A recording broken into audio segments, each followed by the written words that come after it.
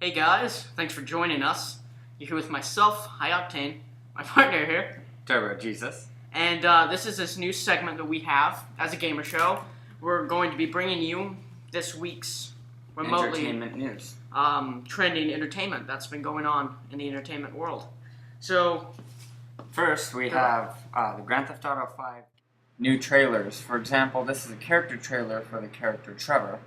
and like we saw, each character has their own individual trailer for themselves, which is pretty interesting. I mean, we don't normally see this kind of stuff with these kind of games. There is again Trevor being the wild card of the group. Obviously, one of the more interesting characters.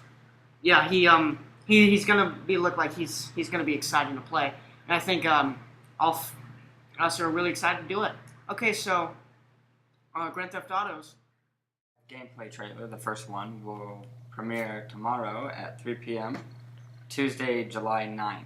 That's going to be interesting because, of course, Grand Theft Auto is going to have a huge fan base and people are going to be super psyched. Super psyched. Super psyched. Because, I mean, this is the first gameplay trailer that Rockstar is bringing us. It's going to be the first gameplay footage ever for Grand Theft Auto 5. Mm-hmm. I actually know a lot of people that don't like watching the gameplay and that like to have it as a surprise for when they actually get the game, and I'm contemplating doing that myself. What do you think, Turbo? No, I'm probably just going to watch it just because I'm excited about the game. We need to stop. Why? I have lung cramp.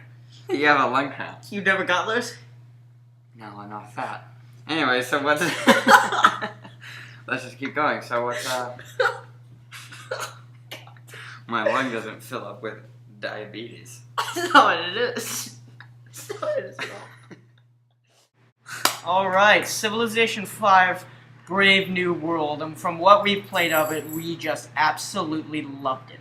Basically, the concept is you take a memorable historical event and you customize it to the way you want the outcome to. You can manipulate any huge, like you said, event that happened throughout the 20th century or even the late 19th.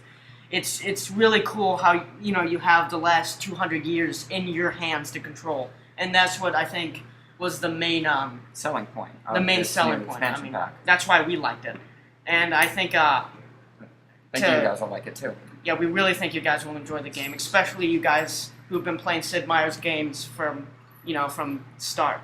So Sid Meier's Civilization 5, Brave New World.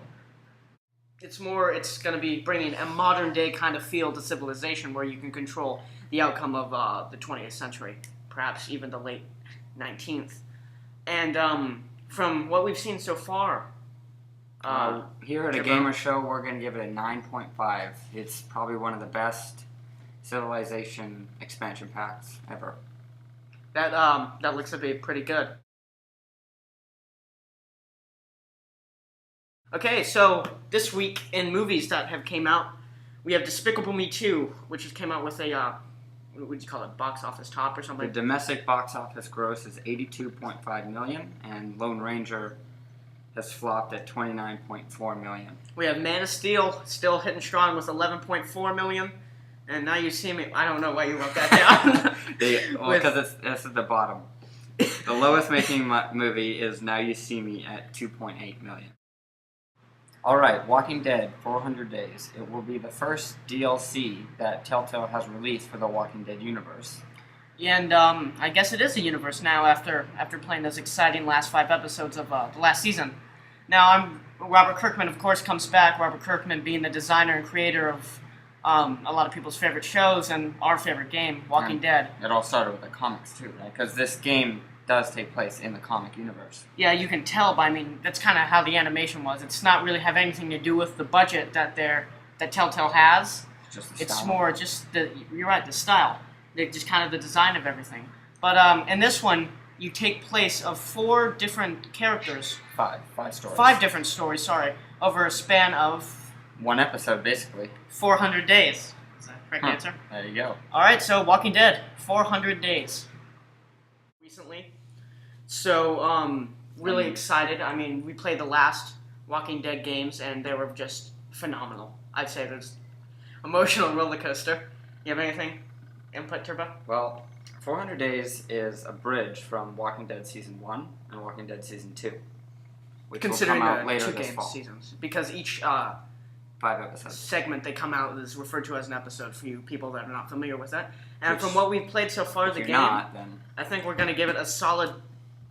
No, we're gonna go ahead and from what we've played of the game, we're gonna go ahead and give it a solid 9 out of 10. All right, Deadpool the game. This is sort of this is the first real thing. I mean, we've actually, I don't know, I haven't myself seen Deadpool alone, and people that don't read comics haven't either.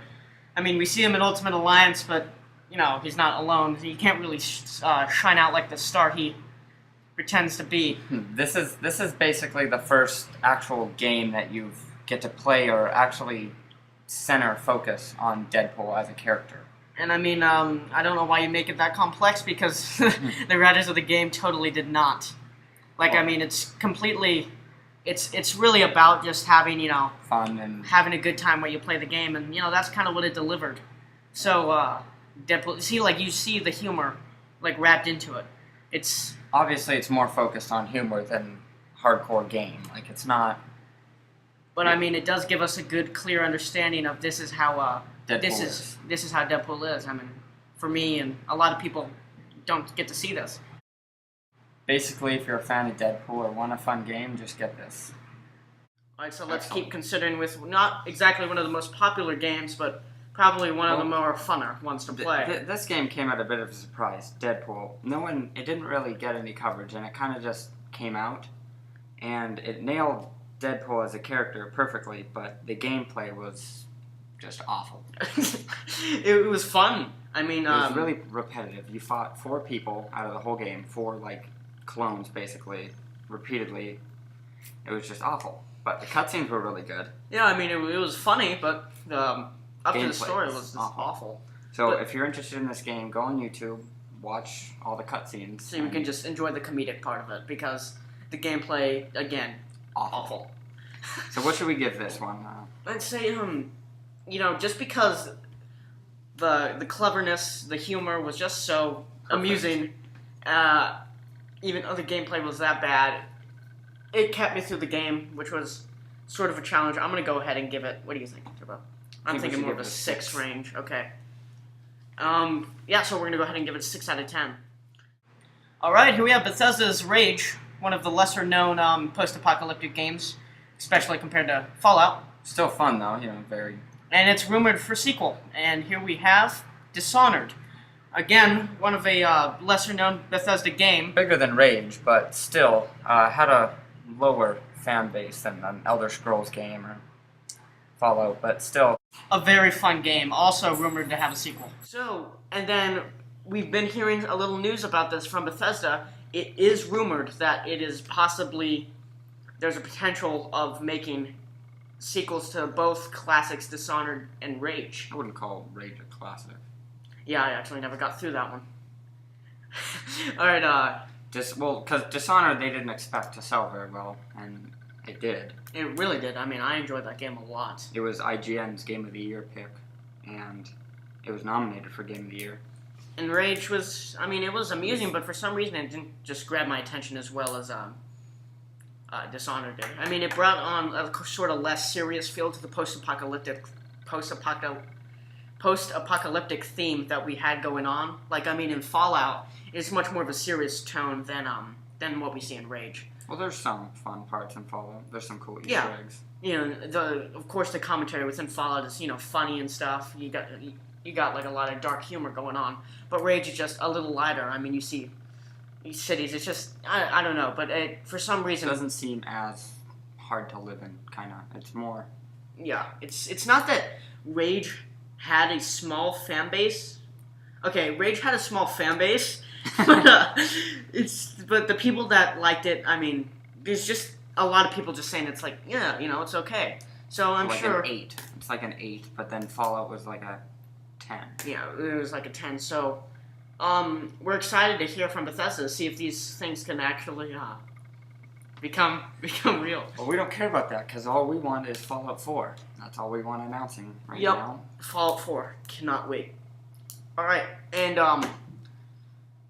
if that's rumored, we don't know. We saw a teaser that Bethesda launched back a little earlier, but we have no idea if that is going to be if that is going to be Fallout. That could even be the Rage sequel. Really, like, I would be disappointed. We'd be pretty excited to see Brink 2 coming out. Oh, Jesus.